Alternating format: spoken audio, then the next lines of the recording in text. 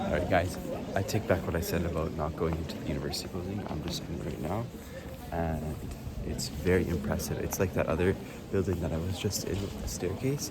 So I'm gonna show you guys right now. That's like really cool. So those are all staircases and there's libraries. So there's no angles from here, but basically all of these staircases lead up to the library, which is a multi-floor setup. And yeah, it's a really cool campus.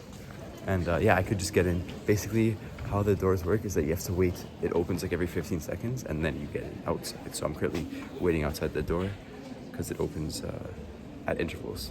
All right, guys, I can't believe I failed to mention this up to now, but you might already know this, or you probably do, that the city of Strasbourg is the most well known for their Christmas market. So basically, their highest tourist season is January and December, which is kind of, it's kind of like, I don't know what the word I'm trying to think. It's opposite of what you would expect. But obviously that's because they have the Christmas market. And basically I'm in a quaint little square right now.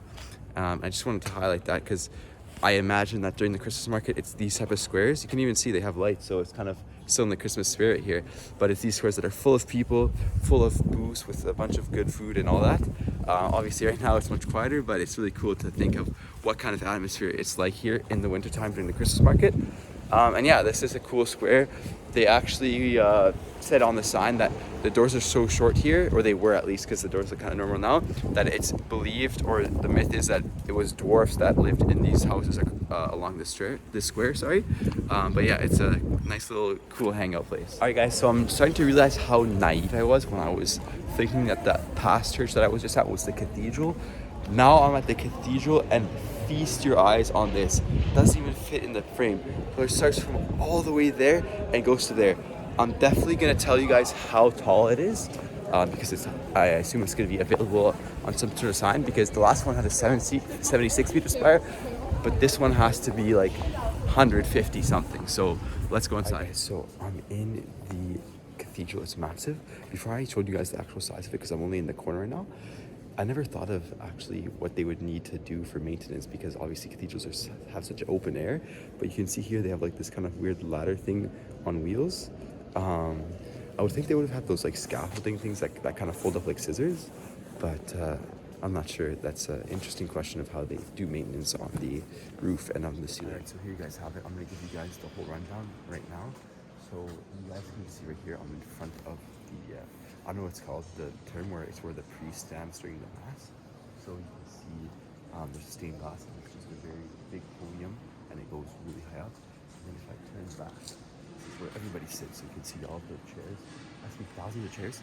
I haven't yet found like a display which has the stats on the tower, because I want to know how tall it is.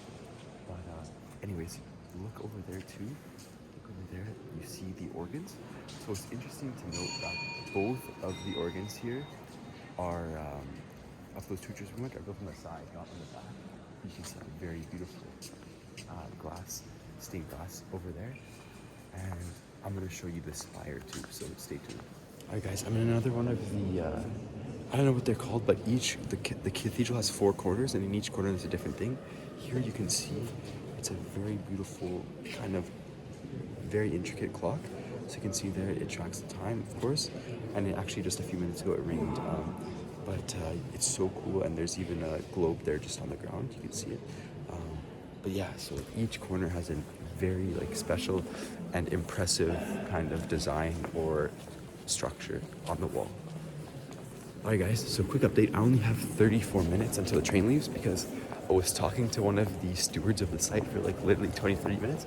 I don't regret it, and I think we'll still be able to get to the train on time. But just before I leave, I wanted to show you underneath the spire. So if you look under, I mean, just where I am, that's not really a good way to see it. But basically, I'm underneath the tallest part of the tower. I'm gonna go outside now. And actually, there's 303 steps, or 330, I forget which one it was, in order to get to the top. But given that I'm short for time, I can't climb to the top. But you can imagine how nice of a view it would be from the top of the tower, especially given the fact that it's the tallest building in all of Strasbourg. So with that being said, I'm just leaving now, and I'm gonna head towards the train station. You guys can have one more look at that massive and very beautiful building. You can't even see the top of it from here. But there you go. So now I'm gonna head to the Petite France.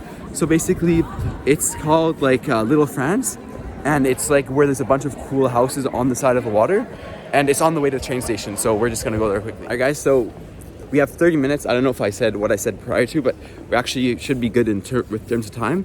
I just wanted to show you guys. So we're just passing by another cool little square, and you can see now from farther away how impressive that cathedral is. So the gentleman that I was talking to told me 140-ish meters, which is extremely tall for a European city. And yeah, if only I could have gone to the top, but I didn't have enough time. So it's all good. I still got to experience the cathedral from the inside. And yeah, just heading towards Little France. All right, guys, check this out. This is so cool.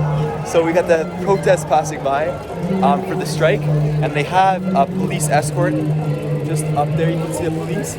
But yeah, they're just passing by, and I don't want to get hit by them. But basically, they're protesting against retirement because retirement was extended. I'll just show you guys.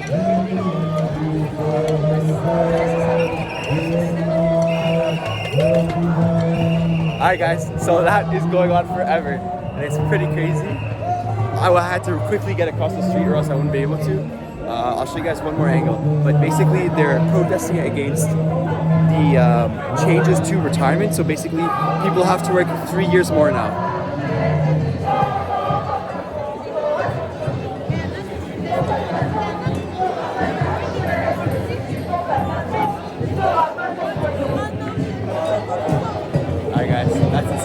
So here we are in beautiful Little France. I'm just really gonna have a quick stop here because I gotta hurry. If I miss this train, it's the end of the world.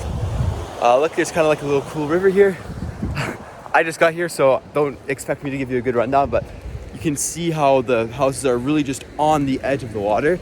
And yeah, so you also have here a building which is Région Petite France. So maybe that's like the local council or like the local police. No, it's not the police thing, but it's something that has to do with the area here. Honestly, I'm not sure like what the main attraction here is. There must be like some really cool restaurants too, located in this area. But as you can see, just a bunch of kind of houses lined up on the side of the river. There's so many rivers here. So it's the city of rivers, and in addition, the city of churches and cathedrals. And yeah, so I'm just gonna walk here up to here and then turn around, because technically I think I'm getting farther away from the train station now, but I promise you guys that I'll have to run even if I must in order to get on time. But yeah, you can see it's a quaint little alley here, and you can only picture how lively it becomes here during the winter festival. Hi guys, so I'm still in small France, but now I'm walking in the correct direction towards the station. So you can see here just across the other side of the river, that's still Little France, and they got a park there. There's this kid that's just doing backflips off of like the one railing over and over. I think you guys must have seen that because he just did another one. And yeah, so I'm just about to cross this bridge you guys see, and then I'll cross another bridge, and then I should be on the same landmass which the train station is located on, which is good news. And then I think it's only like 400 or 500 meters to the train station. An interesting thing about Strasbourg, or at least the city center, I mean, you can kind of say this is true for all cities, but I think it's particularly true here, is it's extremely pedestrian friendly. You can imagine the reason being the fact that it's such a high tourist destination. So they want it to be really welcome to people to walk around. With that being said, I'm using Google Maps, and basically I don't have access to the pedestrian version because it's like an offline map, so I can only show the car route. But like when I choose the car route, all it says is if you're ever in the city center, you have to leave the city center, go around, and then go to wherever we want to go. You can't drive through the city center. It's really hard. As you can tell right now, I'm on a road, but there's nobody here, and like you see there's barriers, so the cars can't even come here.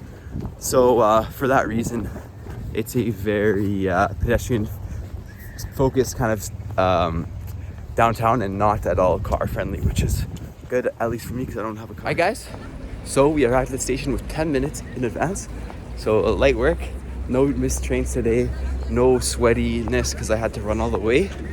And there you go, Gare de Strasbourg. So I'm about to jaywalk nicely here and get on the train. But yeah, it was such a nice visit, I have to say. Beside Bordeaux, my favorite visit so far. And it was only one day, so I really got to see not all of the city, I can't say that, but I got to see so much of the city, pretty much all of the major tourist destinations, and all compressed into one day. I didn't have to pay for hostel, because I didn't stay overnight, so I can't ask for any more. But what I can do right now is find where my train is. So, okay, lane 1. So I'm going to lane 1. And yeah, I don't know, this might be the end of the vlog, but I might film another quick one as well. Alright guys, so I'm here. I just got out of Strasbourg. I'm not there anymore, I'm in Paris. And I transferred station, so I'm currently in the north station. I arrived in the east station, so it's Strasbourg to the east. And I'm gonna get to my train right now, but I just want to show you guys how busy it is. This is the busiest station in all of Europe. And with the strike happening, you can see just how many people are here, because I bet a lot of them unfortunately had trains cancelled or strike because of greves. Because of the strikes, and they're trying to wait and see if they can get on a train. But anyways, I gotta get past the verification, so see you. Alright guys, this is the next day and I'm just at work. Days just got finished, so I'm free. But I realized I kind of had an abrupt ending to that vlog. But I hope you enjoyed the Strasbourg series. Stay tuned because I'm on my 3-day weekend next week. So hopefully I'll be able to go somewhere a bit farther, but stay tuned to find out.